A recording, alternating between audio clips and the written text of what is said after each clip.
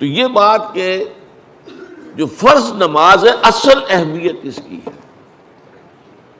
ہمارے ہاں عام طور پر مذہبی حلقوں میں اور خاص طور پر جو ذرا متصوفانہ انداز کے رنگ کے لوگ ہوتے ہیں وہ فرض کو تو بس ایسے ہی ادا کر لیتے ہیں کہ جیسے بس اس کی کوئی اہمیت نہیں ہے.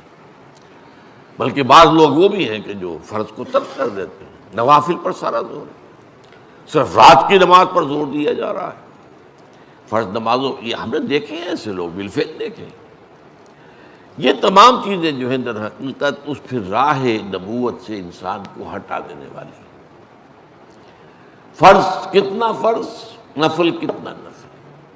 نوافل کے بارے میں جو ہے شریعت سے ثابت ہے، وہ تہجد بھی نافلۃ لک، حضور کے لیے تو لازم تھی، باقی کے لیے لازم نہیں ہے.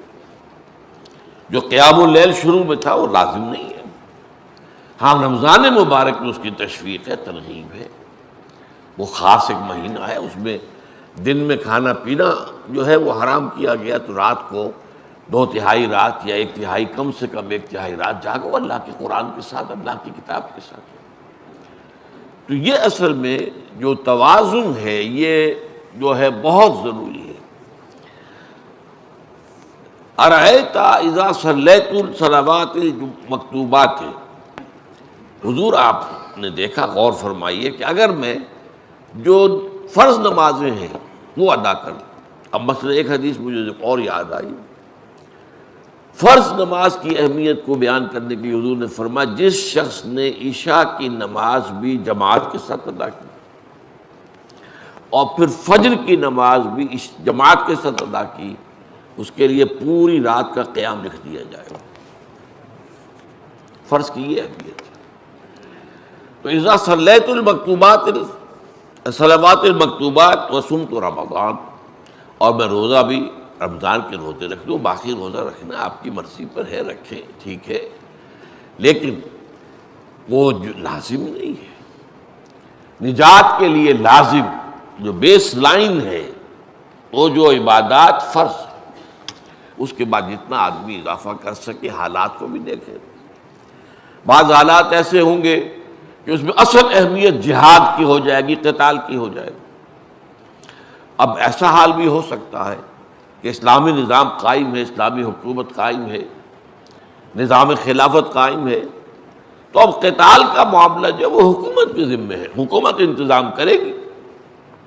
اگر کہیں 10,000 آدمی چاہیے، 10,000 آدمی نکل آئے چل جانے کے لیے، تو باقی آرام سے گھر میں سوئیں یا نوافل پڑھیں، ساری رات کھڑے رہیں، ٹھیک ہے.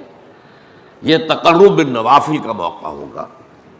لیکن اگر اللہ کا دین جو ہے وہ مغلوب ہے، پامال ہے، اسے پاؤں تلے رودا جا رہا ہے، شریعت کی دھجیاں بکھیری جا رہی ہیں، اوامر کا استہزاء ہو رہا ہے، اور جو منکرات ہیں ان کی تبلیغ ہو رہی ہے، اس وقت آدمی نوافل میں لگا رہے، وہاں تو فرض ہو جائے گا امر بالمعروف نہی عن المنکر، جہاد، اس کی جو بھی تقاضے ہوں، اس وقت سارے تقاضے اس کو بیان کرنے کا موقع نہیں ہے.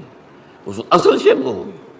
اس فرض کو ترک کر کے نوافل میں لگیں گے تو یہ نوافل منہ پر دے مارے جائے. اس کو بہت زیادہ نمایاں کرنے کے لیے میں مثال دیتا ہوں کہ ذرا سوچئے. جب دامن احد میں معرکہ جاری تھا اور صحابہ کی جان پر بنی ہوئی تھی، خود حضور کی جان پر بنی ہوئی تھی، آپ کو معلوم ہے آپ زخمی ہوئے ہیں اور اتنا خون آپ کا بہہ گیا ہے کہ آپ بے ہوش ہو گئے ہیں، اور خبر اڑ گئی کہ آپ کا تو انتقال ہو گیا، شہید ہو گئے. اس وقت اگر کوئی شخص مسجد نبی میں بیٹھا ہوا درود کی تسبیح پڑھ رہا ہو، یا کوئی اور نوافل ادا کر رہا ہو، یا قرآن پڑھ رہا ہو، تو اس کے بارے میں کیا حکم آپ کا ہوگا؟ پکا منافق.